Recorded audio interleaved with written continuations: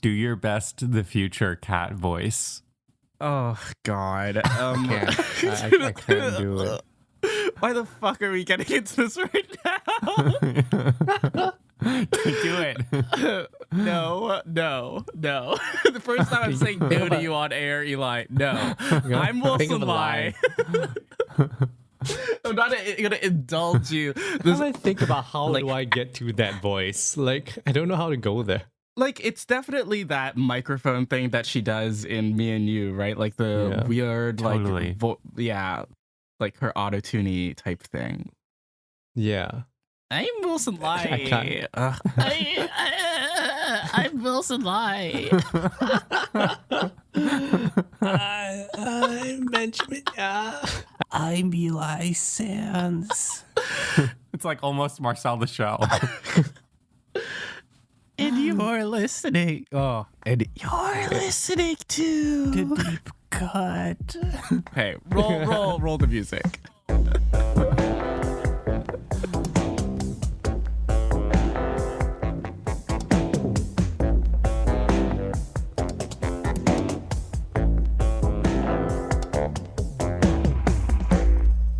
So, which is the better deep cut, the past or the future? Ooh, we have done both. On Deep Cut, we compare a director's most popular film with a personal favorite chosen by one of us. We also discuss that director's life and career to bring in context that helps us view their movies as they may want us to. This episode, we're wrapping up our series on the work of Miranda July with her second feature, 2011's The Future. We hope you've been enjoying this series so far, but this one's a little obscure and divisive, but I personally think is worth seeking out. But if you're enjoying the show, please remember to give us a rating and subscribe to us wherever you listen to podcasts. And you can keep up with us at Deep Cut Pod on Twitter, Instagram, Facebook, and Letterboxd. And if you want to talk about this movie with us or any other movie, come join us on our Discord server, and you can find a link to that in the description. Now, let's move on to the future. Or should I say, let's get back to the future? I see what you did there. So I'm going to just start off by summarizing this film by just ripping off the official synopsis from July's website because I don't know how to summarize this film. The film is about Sophie and Jason, a couple in their mid-30s who decide to adopt a stray cat, and the perspective on life changes radically, literally altering the course of time and space and testing their faith in each other and themselves. It is based on her performance piece that she did in 2007 called Things We Don't Understand and Are Definitely Not Going to Talk About, with many elements in the film drawing from that piece as well as other creative projects. Well, we definitely are going to talk about Yes. this. And I hope we do understand it. Do we understand? I think I get it. He thinks he gets it. So what do y'all think about the future? Oh, man. This was a rough one, Ben. Yes, sorry. I'm ready. It's pretty insufferable. Oh, Jesus okay. That's fucking Christ, guys. I would say that this is the worst film that I've seen for this podcast, but we did watch The Snowman very early on. Oh, right. Throwback. I genuinely think the past is worse than this film, but To The each past? their own. yeah, I genuinely think that. Do you want to go first, Eli, or do you want me to go first? Sure. I've been trying to put a bow on my thoughts since watching, which is, as with July's other movies, there are moments that have really interesting formal features. I'm thinking in this movie particularly of the passage in which Jason pauses time. And there's some interesting cuts that make you question from whose subjectivity a certain sequence is happening. Here's the problem. I don't care about these characters. they're kind of, insufferable. I do like Hamish Linklater as an actor. I first noticed him in The Big Shirt, and he is great. The Big Shirt? Say that again? Oh, sorry. There's a Big Shirt in this movie. I meant The Big Short. And there are some nice little side character performances that are endearing. I really don't like July as an actor here, and I find her direction boring. and I am just a little bored and uninterested, but there are things that are in the mix here that make me intrigued and are cool ideas. But I wish that there was more thematic intention behind it that gave it some heft or something interesting or something that I could root for. There aren't serious stakes that are established so much. So yeah, I'm curious, Wilson, if it's similar for you, and Ben, what are the things that speak to you about it as well? I think I land on Eli's side, more so on Eli's side than Ben's side this time around. This was, oh God, are we really just going to go down? This was so excruciating. I do not like both of them. And I think every time either of them is on screen, I just want to punch them in the face. Like, it's not, like, I just don't, like, these are not good people. Like, they're like, I'm like, what's your deal, man? I'm like that. I'm like, remember that guy in Me and You and Everyone We Know, and she gets into his car and he's like, get the fuck out of my car. Like, what the fuck are you doing in my car? That's like me the entire time these guys are on screen. I'm so sorry. Because I think I get it. I think we've talked through why she engages with these ideas in this way. And that's just how she views the world, and like that informs her artistic sensibility. But that's like, that was my limit. Like, she has been testing my limit every movie, even Kajillionaire, which I love, but she tests my limit. And I love when she does that. Like, I love when she tests my limit, because it's like this weird gray area where she can play with these thematic ideas, and also just like push things maybe a little too far, but just not crazy far enough that I become disinterested. But I think, like, without a strong emotional core, which both Kajillionaire and Me and You and Everyone We Know has, this really falls flat. And I don't care for these characters like Eli does. Like, I just don't want to know what happens to them. I don't care what happens to this damn cat. I hate the voice thing that she does. Like, the first time I did it, I was like, oh, These people are 35. I was like, this is cute, I guess. Like, she's talking through the voiceover, and it's over black, right? That's how the movie starts. She like gives this voiceover as the cat, and I'm just like, oh, okay, this is interesting. And then it just keeps on happening, and I'm like, why? Can I just say, I knew the cat was gonna die from the first voiceover. Sorry, spoilers, but it's also so recognizably July, and I don't know if this is like, oh, her character inside it doing a voice of the cat, or her as creator Miranda July doing it as the cat. But I mean, I would say the cat's definitely a distinct character. Yeah.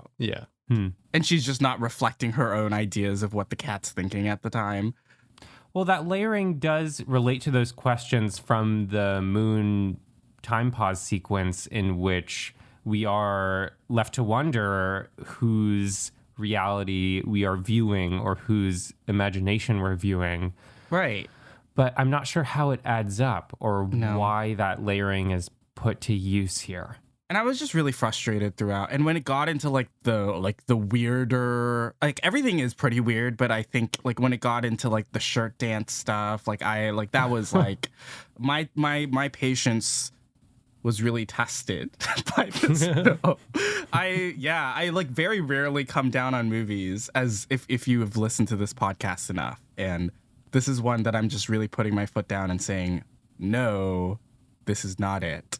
We haven't gone this hard since like Spencer. But Ben, I'm really curious as to what positive elements about this film really like informed why you like it a lot. And I want to like learn about it and try to like maybe reconfigure how I feel about this movie by the end, but maybe not. I wouldn't say I like it a lot. Like, it's not an amazing movie. You know what I mean? There's a reason this is like a deep cut. Yeah. But like, I find this word interesting. Like, when you call it the characters insufferable because they're like this, but they're 35.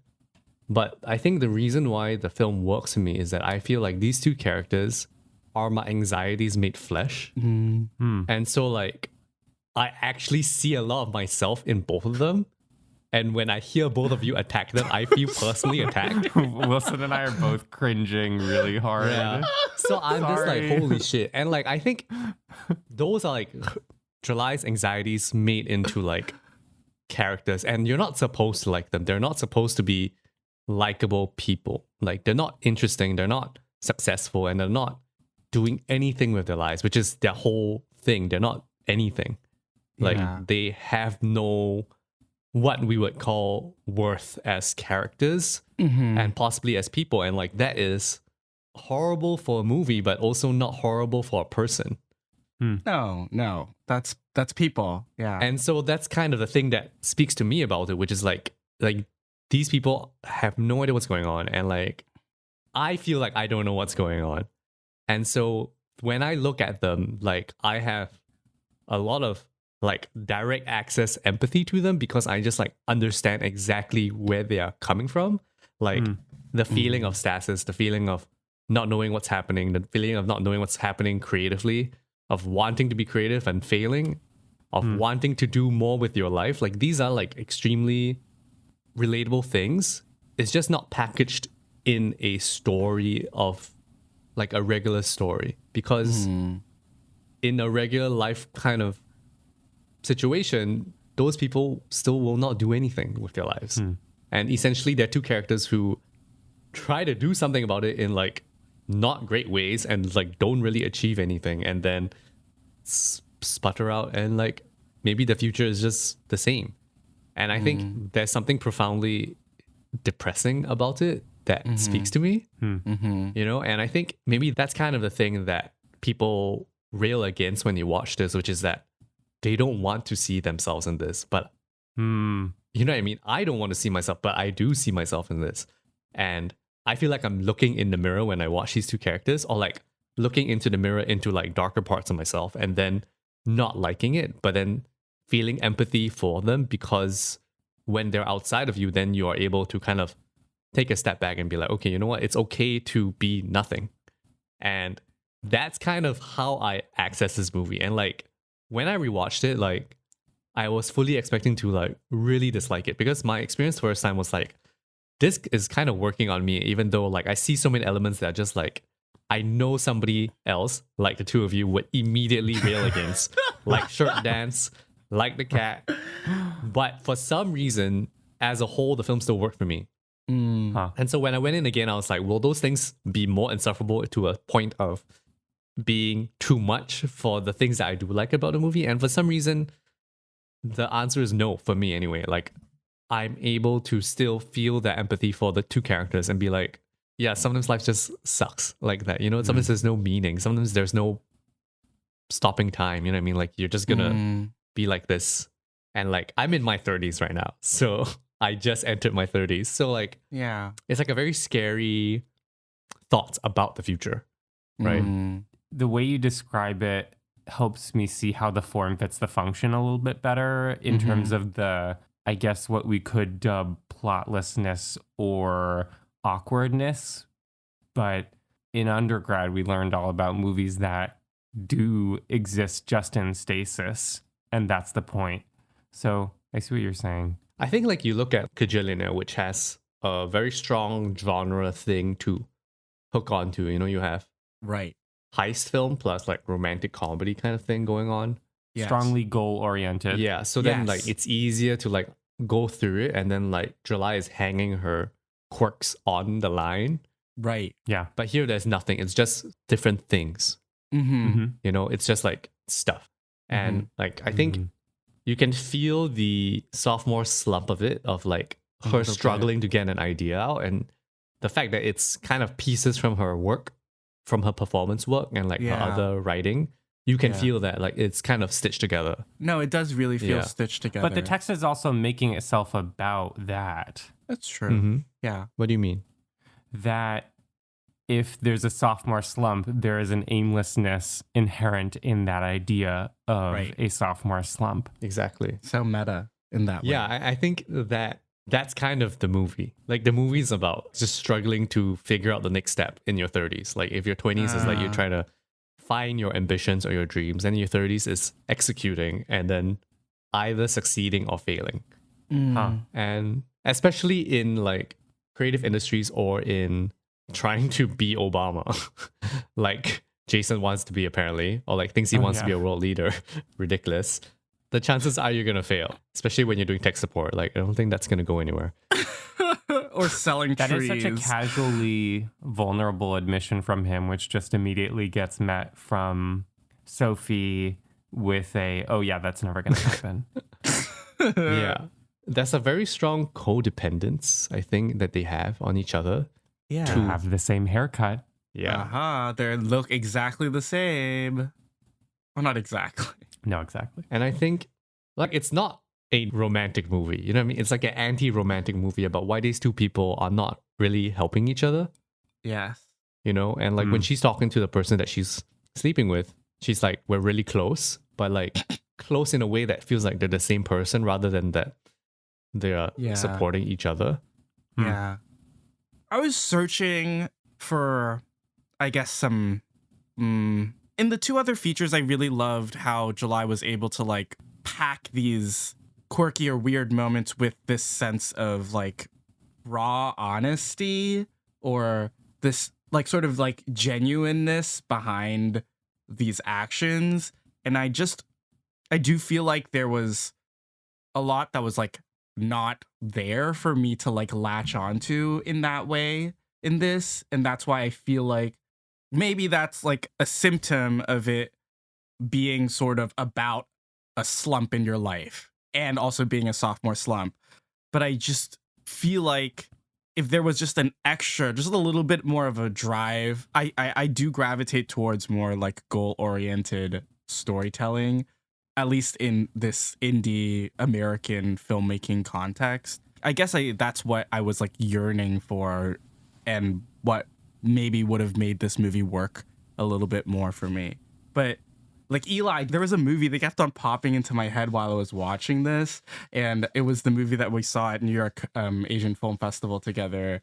Fast and Feel Love. Yeah, which is very like, I guess genre-wise very different, but I think the big ideas that they're both playing with is quite similar, and you have like a sort of central couple in the movie that sort of splits off and then reunites, and like I explore ideas of codependency and like realizing yourself in your 30s and also coming back to it. And I just like kept on thinking about like, oh my god, that like does it so much better than this. Or like it was just like I was able to engage with the ideas that Nawapol is playing with there a lot more easily than grasping at what July does here. I don't know what I'm trying to get at, but yeah, that's a thought that came into my head while watching. I totally see the points of comparison.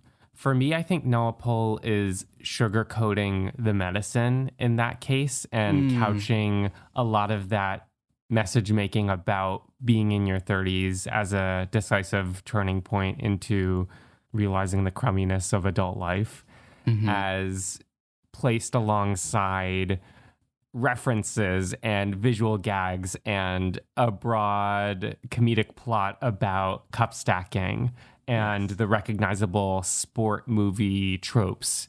Yes. But here, if we're going with Ben's argument, then this is more direct in a way, or admitting the ugliness of that kind of story more readily and more immediately. Well, it's more like raw or honest. That's true. I guess that there's the honesty. Perhaps, but I still feel a bit of a lack of a core in the characters themselves.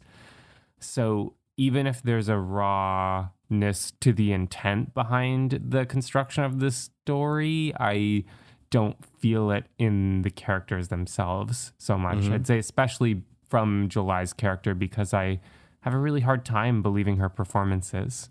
I thought that worked just barely okay in Me and You and Everyone We Know, but here it rings too hollow to me. I have a suspicion that that's just her. Like, Maybe. And like she's just such an alien that like it's like not like a movie character. Huh. Like a human in real life and a human on the screen. They need like different qualities to like look real. Huh. Yes. Yeah. You know what I mean? Like I can't explain it. And so like when you transpose people to the 16:9 rectangle and then you're like, this is a person now. And you're like, oh, okay. But you can't just put a regular person there. You'll be like, that's not a person. And I'm trying to figure out what is the thing that is wrong. Not, I guess, with her, but like with the way she presents. With her screen presence. Yeah, and I think she's just like her character, like whether it's her or not, like is so off kilter in a way that is hard to understand. Like even when she's doing her dancing or whatever, like it's like a do you not see what you're doing right now kind of feeling. Like she doesn't have like self-awareness. Ah.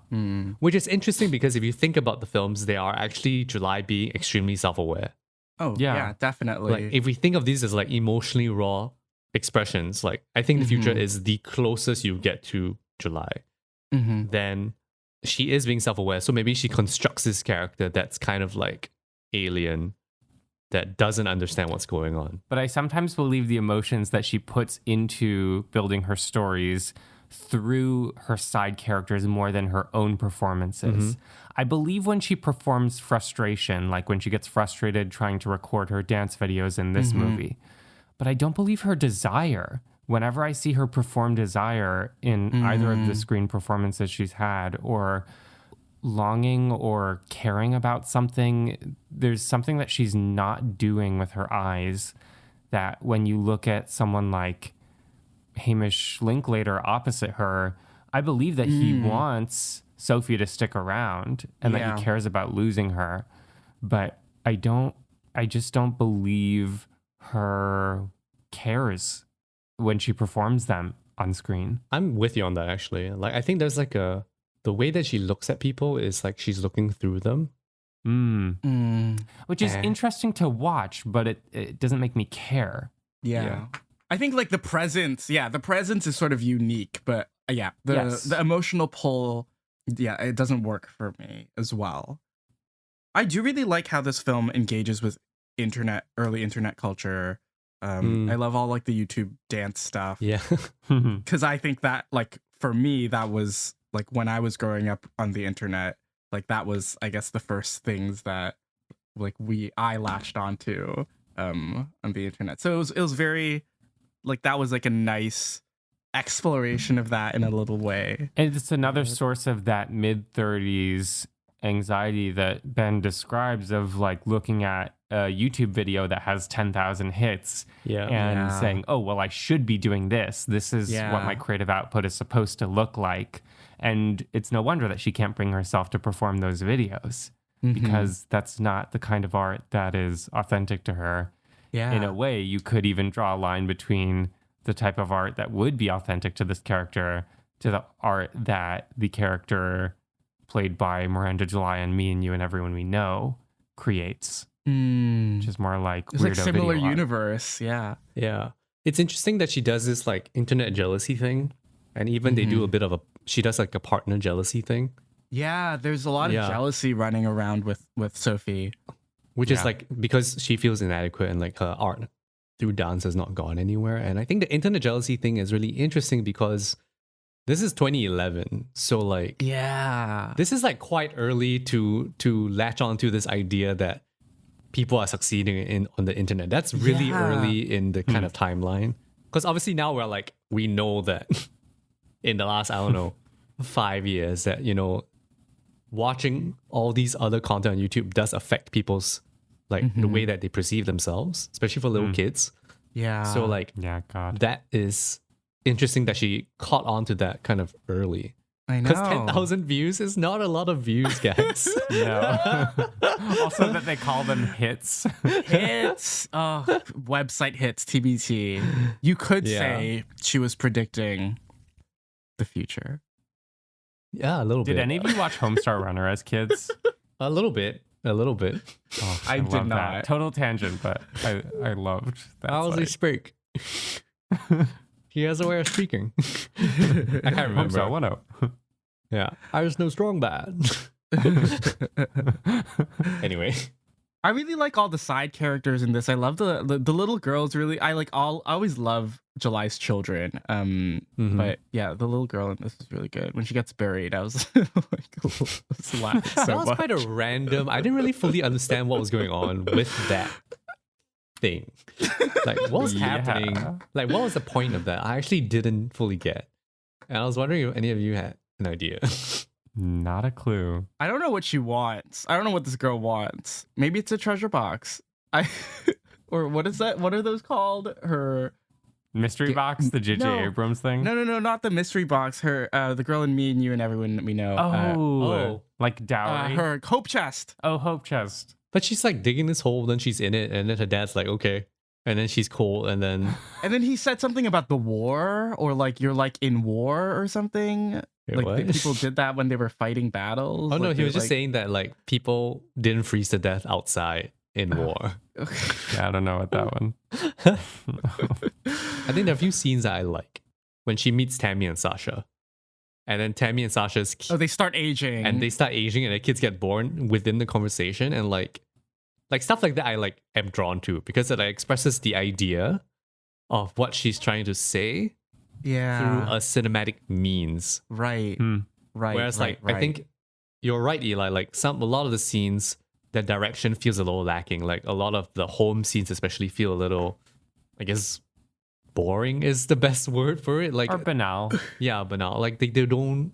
She doesn't invigorate the scenes using the cinematography. Like I think with Jillionaire, she like starts to really engage with film form. Me and You as well. Like I think it's quite banal, but I think I wonder if that's purposeful because there are scenes in both Me and You as well as in the future where there's just like one or two scenes where like she suddenly goes hard on the cinematic devices, like whether it's with cuts or Me and You has like the light scene in the store. Yeah, the very ending. Yeah. And then here there I is think the stopping time. the here stopping time is- stuff. Yeah. I can't say for sure, but Joachim Trier might have seen this and was like, "Oh wow, look at this cinematic device that That's true. is so beautiful and poetic." And you just get people to just stop moving. It's so easy. Steal that. There is a hypnotic, disorienting hopelessness in that scene where time speeds along for Sasha and Tammy, and also that breakup scene where it's interesting that July plants the moments of the most intense cinematic experimentation with form and highest emotional dynamic, along with moments of distress, of seeing that time advances on and nothing really matters and whatever, and in the midst of a horrible breakup. Yeah. In Me and You and Everyone We Know, that moment of peak formal experimentation comes with a childlike, wondrous discovery of a little facet of the adult world and its rhythms and texture. But here, that peak comes in moments of devastation and feelings of loss and confusion, which is interesting. And yeah, Ben, I also see how the plainness of the direction, especially in this movie, lends itself to the thematic exploration of plateauing. I think this comparison with Worst Person in the World, which is like another comparison actually about people in their 30s. Yeah. Same as Fast and Feel Love, right? Which I also didn't think about. Because people love that movie, right? Worst Person in the World, which I liked, didn't fully love. Yeah. And like I think what people respond to in that is there's a very strong arc of her and the two men that she is with. Yes. Right. And like how she navigates those things. And that's more like aligned with her character in Worst Person in the World. Whereas like I think in the future, you're not necessarily aligned with the characters very well. They're kind of just doing things. Yeah. Like the film doesn't really align you. It's only, I think, more with Jason's character more than Sophie's character. Because Sophie's character kind of is like a doll doing its own thing. But then Jason's character, the moment he stops time, then that really feels like you're next to him, stopping time and like understanding the kind of stress of forcing stasis on yourself. Because like other people's lives continue, but then you have literally stopped everything for yourself. And I think that's something quite like in Worst Person in the World, that's like a fun thing. But here it's like a pretty sad and depressing thing. Yeah. To freeze time, like freeze yourself in time, but then the rest of the world moves on. Yeah. Great distinction. Yeah. Which is, I don't know, I think she definitely has good ideas in like some of the, like many of the scenes actually, like where it's like about the theme. And I think it's very strongly tied to her anxieties about being in her 30s when she made this. Yeah, I don't know. Like, even though I don't think it's a cohesive movie, like I still think it is able to, with some of the scenes, like tap into that anxiety and like make you feel similarly, even if you don't have to like the characters or like even like the movie. Like, you know what I mean? Like, I get what she's putting down here. You know what I mean? Yeah, like I totally just get it. This helps me see it a little bit more. Yeah. I think I have a clear idea of what she's trying to do here. I still don't think it it works for me on on a scene to scene level. Yeah. But like zooming out, I think that this idea of stasis and how it just permeates through the whole film, like it's able to explain a lot for me. But yeah, I think this jump from Me and You to this, and where Me and You, I guess, worked for me because it, like, even if it was similarly like less propelled forward with a central goal, I think the fact that there was a lot of characters in it sort of kept things exciting for me. And even though I did say that, I if I do remember correctly, I did say that was like a gripe that I had with it. But now that it goes away in this film, and you're like left with like what I would equate to my two least favorite characters in Me and You and Everyone We Know, I'm just like, oh shit, I asked for the wrong thing. Like I gave I made a bad wish. But with this later on in her career doing Kajillionaire and playing with like a smaller amount of characters, but having things be a little more like crystal clear, or a little more like palatable to a general audience, which I guess I am now. It just works. It works a lot better for me. Just finding that nice middle ground, nice Netflix middle ground. Kajillionaire. Yeah, totally. The future is very like too close to her performance work, and I think that makes it hard to swallow. Yeah, for most people. I sort of approach this movie being like, okay, yes, I'm ready to expect a lot of like performance art type things, and I'm happy to take it in. Like I'm more than willing to take it in. But then I think when you put in these performance art type scenes and then you place them on a character that you should have established a relationship with as a viewer, things just don't click as nicely than if you were just watching these like bits as separate bits, like the shirt bit as a separate bit, or the time bit. I just don't think that it emotionally coalesces very well for me. Yeah, I think like the way that she builds the motifs are not especially strong. Like, yeah, they are motifs. Like the shirt is a recurring motif, and then it culminates in the shirt dance. Or the idea of stopping time, something they talk about, and then culminates in the stopping time sequence. Right. Or the cat is a motif that culminates in the cat dying.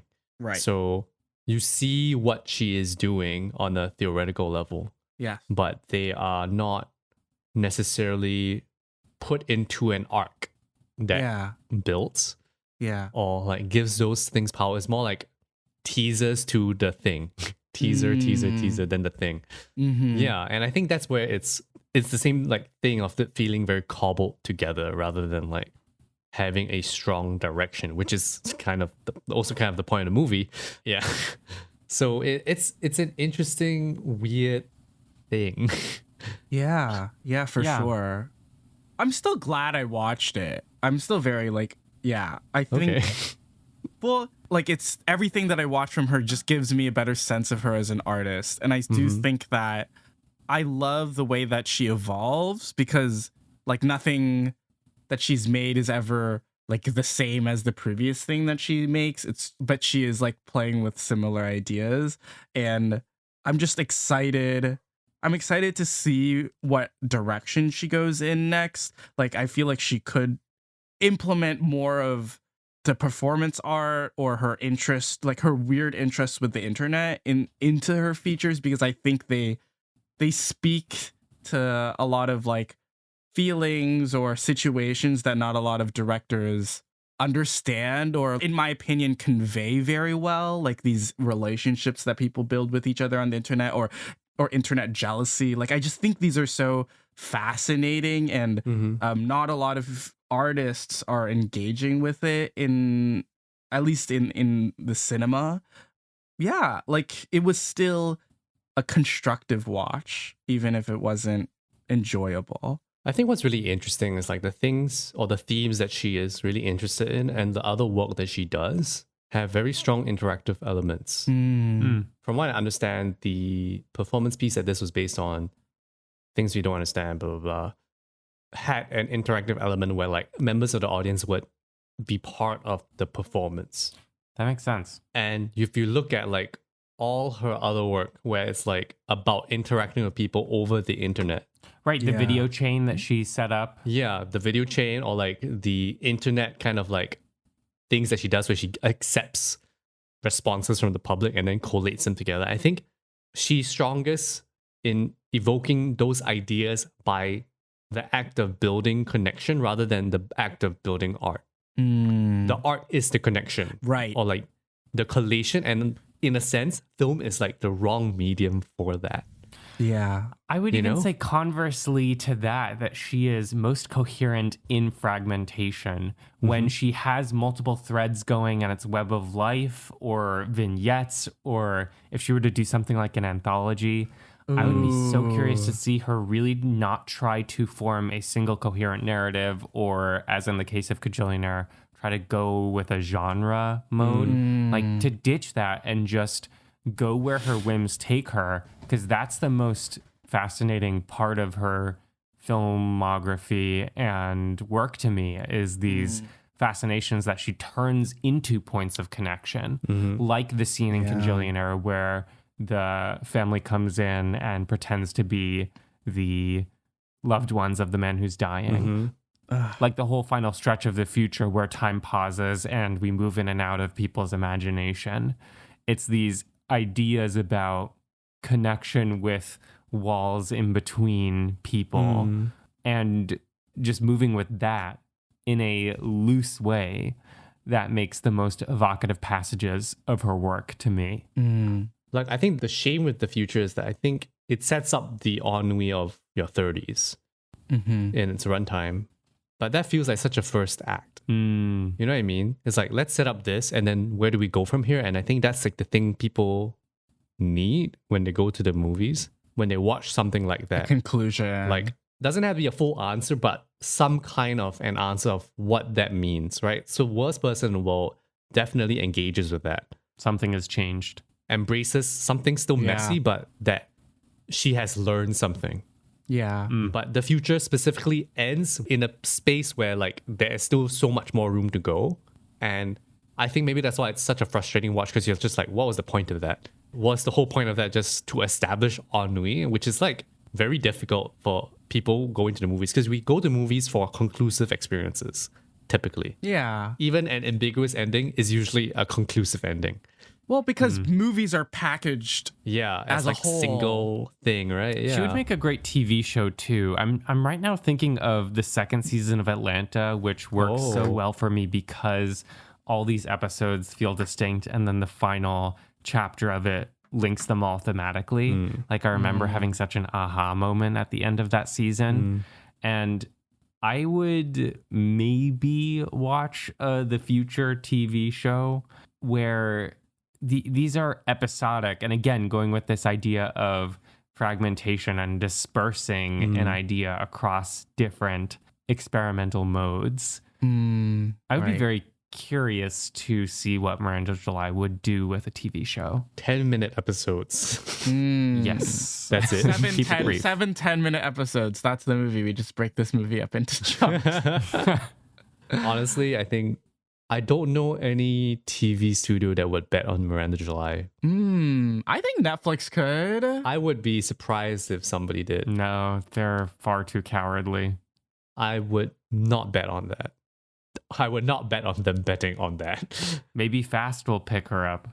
Well, like Terrence Nance has this show on, I would say HBO, that is like sort of a variety like show that does a lot of weird, cool things, but it's on like a scene by scene basis. Oh, is it Random Acts of Flyness? It's called Random Acts of Flyness. I saw the first season and it's really cool and really fun. And I think it, at least not on an idea level, but on like a tonal level and like art making kind of level, does a similar thing to July. And I think like that sort of like variety-esque show could work, because basically what she does in her films is that every scene or it's like throws a new weird visual or get a new weird artistic idea at you. Yeah, I think TV is her medium.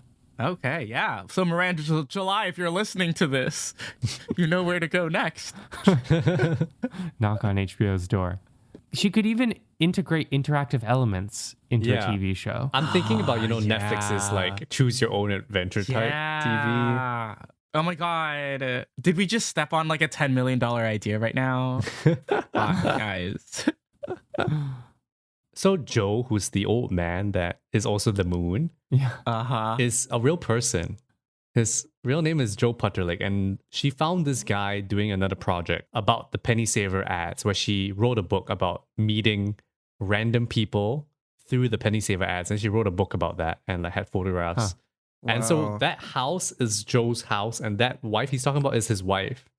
Wow. And like, I just love that. Like, I love that as an idea. Like, whether it works in the film or not is like a totally different question, but like, I love when she finds connection like that. Yeah. But then like, we don't know that in the text of the film. And then also knowing that, I find myself asking, well, why that for this movie? Which that question becomes less pertinent if you're dispersing your story or thematic exploration across something with a lot more runtime, like a TV show. Or like, there doesn't need to have something cohesive. Yes. Yeah. Like, it was just YouTube. Miranda July discovers weird shit. YouTube. I would subscribe. I would. Yeah, I'd be on that shit every week. Ben, this was a time of revisiting these movies for you, and it sounds like this time has really reinforced your appreciation for July and even maybe enriched that appreciation a bit as you're entering your 30s and a new time in your life that July often focuses on and speaks to. So is there sort of a cap that you want to put on to this experience of rewatching these July movies? I was trying to write like some kind of closing remarks, but I just had no idea how to. Speak from the heart. Do a little dance. Put on a big shirt. I think there is something about her work that feels especially vulnerable. Yeah. And like when we put down this film, it feels like I'm putting her down, which pains me because like I don't even know if I'll enjoy her company, but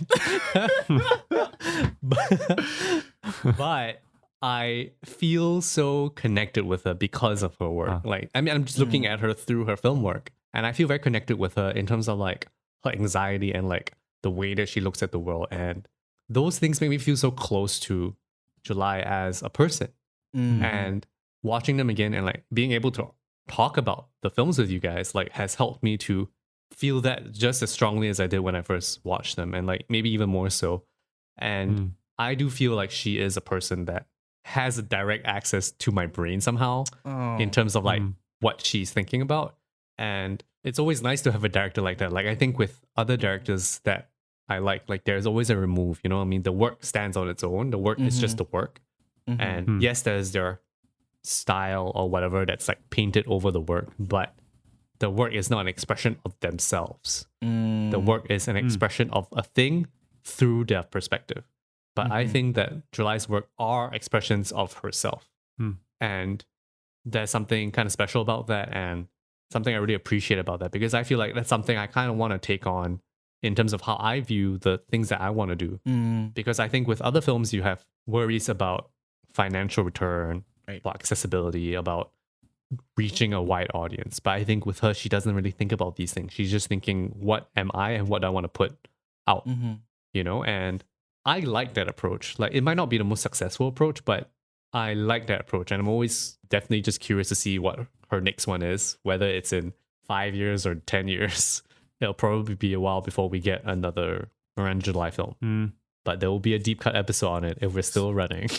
There will be. There will be. That was so well said, Ben. And I think Thanks, Ben. That was thoughtful. I can relate to you in that way, but just not for July. So, but I understand the feeling. What's a filmmaker for you that's that?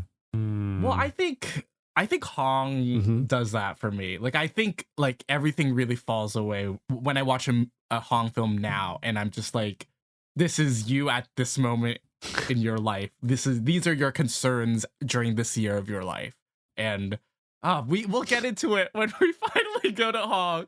But I think like there's something really grand about the way that the form always fits some sort of narrative, like a larger narrative that he's painting for himself. So then when you've seen his films enough, the form sort of just falls, or not falls, but just like, I think crystallizes in a really beautiful way. Yeah, I'll save this for another episode, but just want to say that I understand that feeling that like to be so connected with an artist like this and having that speak to you so deeply is something that I will take away from this series, as well as an appreciation for the way that Miranda July creates art and the thematic subjects that she tackles in her work. And I similarly can't wait to see what she does next.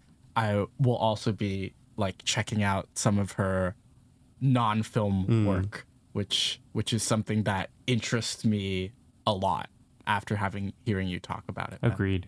What about you, Eli? Do you have a director that you think you feel close to? Oh, I was trying to think about that, and I think the answer would have been different a year ago, partially because, and I'll try to put this in a more effective way in our 2022 in review episode, but I think my relationship with movies overall has changed a lot in the last year. Okay. And whereas last year I would have said someone like maybe a Farhadi, cancellation aside, or even in a different way, a Koreeda, I find that the idea of narrative as it frequently works in film is limiting in terms of personal expression or directness. I think July bucks that trend in some ways, but again, she gets hung up on narrative and it gets in the way of that kind of directness.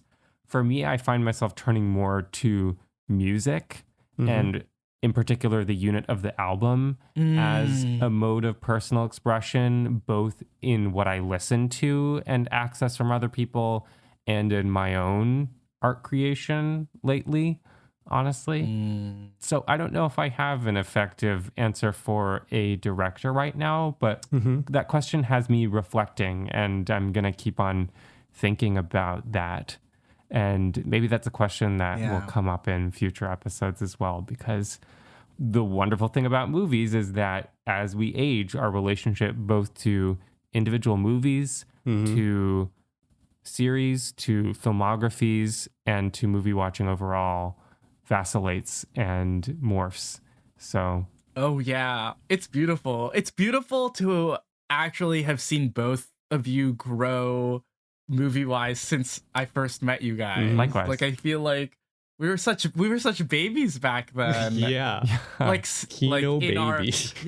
Kino babies, and we've sort of all taken a cinematic journey together, but also individually, and like our tastes have become so Have singular. morphed so much. Yeah. And it's just such a beautiful thing to see. I've had several moments of pause in this recording where I wonder if I return to the future in like 2 or 3 years, am I gonna be kicking myself? No, give it 10 years.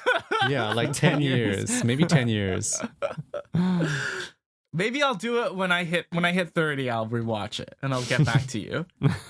I think this is a good place to end our series on Miranda July for now, about ourselves and like putting ourselves into conversation with her work, because I think that's what she would have wanted. Yeah. Sounds like she's dead. She's not dead. We're still looking forward to the next one. Thank you for listening to this episode of Deep Cut. Please rate and review because it helps us keep making the show, and be sure to subscribe to us wherever you listen to podcasts so you'll know when our next episode drops. Keep up with Deep Cut on Twitter, Instagram, and Facebook, and Letterboxd at Deep Cut Pod. And join us to talk about movies on our Discord server, to which you'll find a link in the description. And thank you to Justina Yam for our beautiful artwork. I'm Wilson. I'm Ben. I'm Eli. Take care, and we're looking forward to talking about more movies with you next time. Woo!